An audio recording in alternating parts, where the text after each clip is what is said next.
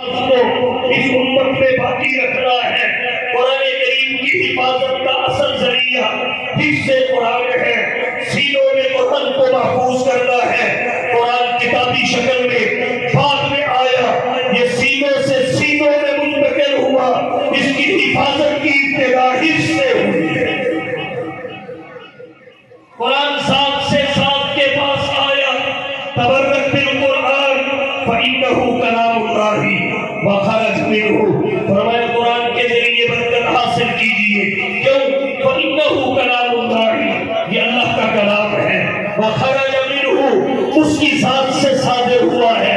رب العالمین نے کلام کیا، روح الامین نے لے لیا، آگے رحمت للعالمین کو دے دیا۔ رحمت للعالمین نے اصحاب سید المرسلین کے سینوں میں محفوظ کر دیا۔ تنزیل من رب العالمین نزل به الروح الامین على قلبک لتکون من المنذرین۔ قرآن سینے سے سینے میں منتقل ہوا۔ امام بخاری رحمت اللہ علیہ نے بخاری شریف جلد اول باب کئی مکان فتح الوحی میں روایت ذکر کی، حضور حرا کی خلوتوں میں تھے، جبریل آئے، اچانک آئے، آگے عرض کیا اقرا بسم ربک الذی خلق، آپ نے فرمایا ما انا بقارئ، میں تو پڑھا ہوا نہیں، تو جبریل نے کتاب سامنے رکھ کے نہیں پڑھایا، بلکہ محبوب کے سینے کو اپنے سینے سے لگایا، سینے کو سینے سے لگایا، اور پھر کیا کیا؟ حضور خود فرماتے ہیں فغطنی سلاسن، 3 مرتبہ بھیجا، بھیجنے کی شدت اس قدر تھی، خشیت علی نفسی، کہ مجھے اپنی جان کا ڈر لگنے لگا۔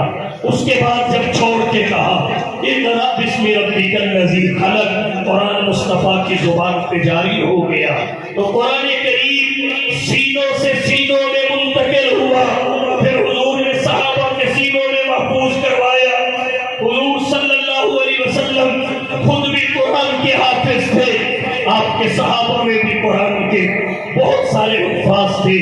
ایک غزوہ میں 70 قرآن کے حافظ شہید ہوئے، اور جنگ یمامہ میں 750 قرآن کے حافظ شہید ہوئے۔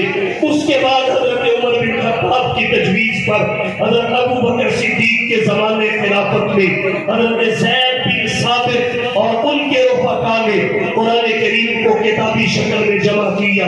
اس سے پہلے قرآن سینہ بسینہ منتقل ہو رہا تھا، سینوں میں محفوظ تھا۔ آج حفظ قرآن کو بکر سیاہ کہنے والے ان سے کہنا چاہوں گا کہ حافظ قرآن کے اطمینان کے لیے کیا اتنا کافی نہیں ہے کہ اس انسانی کائنات میں سب سے پہلے قرآن کے حافظ محمد مصطفیٰ